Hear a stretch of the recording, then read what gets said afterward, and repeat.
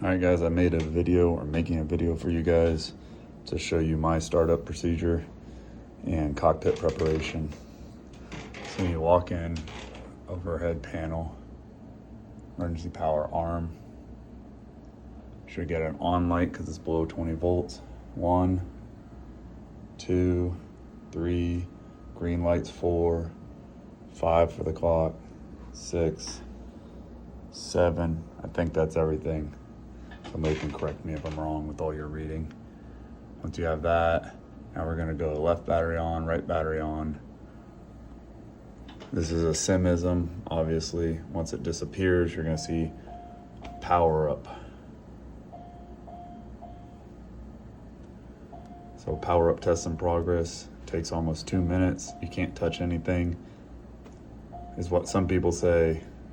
Every other person I've ever talked to says you can hit the warning and caution, or just the warning is all you have to hit. So it just shuts that part up. And then you just sit there, don't touch anything until it's done. Things you're looking for. Normally, we'll have to make a decision. We either leave all the DUs on or they get turned off every time. FlexJet always turned them off every time. This time I left them on.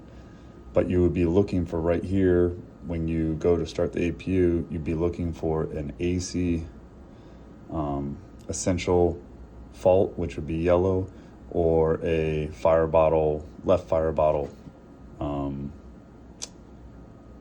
caution as well that says the left fire bottle is not available, and then you have no APU fire protection. As you can see, we're still waiting on the power up test.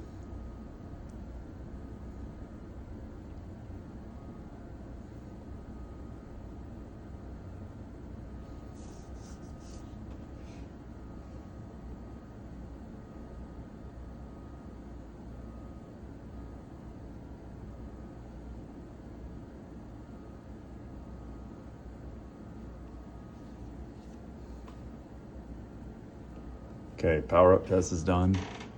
So I started here, then here, nav lights on. That should have been off. I shut this down, didn't do that. On.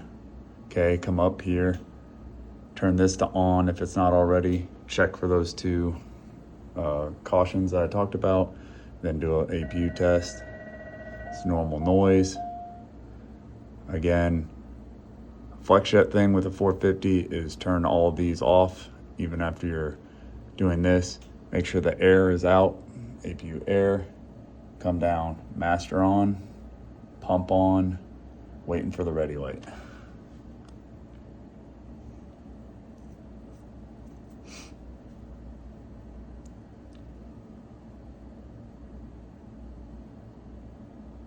All right, the ready light, once it appears, should say that the door's open, the fuel is ready, and that the engine oil, or the APU oil, is warm as well. Start. Okay, obviously you have it going. Remember, you need better than 22 on one of the two. If the left has less than 22, you should deselect it and leave the right on when you're doing a APU start.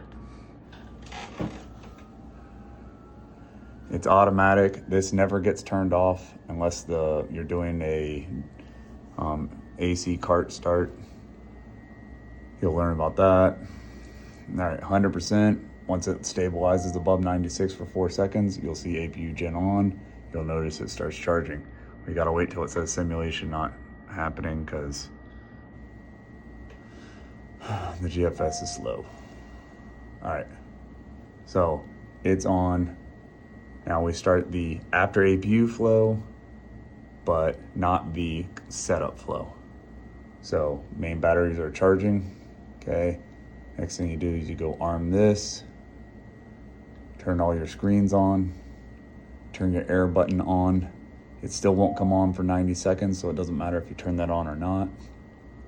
Come down here, you turn your back on, 60 and camera on, arm your pumps, seatbelt on, FlexJetism. Down here to IRUs, on, pause and knit.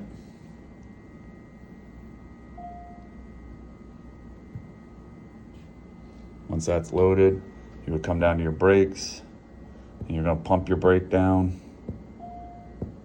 to make sure you have This would obviously be me pumping it to make sure that that goes down to and stops at 1200. If it went below that, it's under serviced.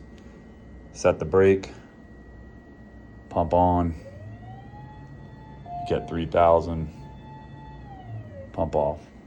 Okay, once that's all done, the next step is going to be start your cockpit setup flow.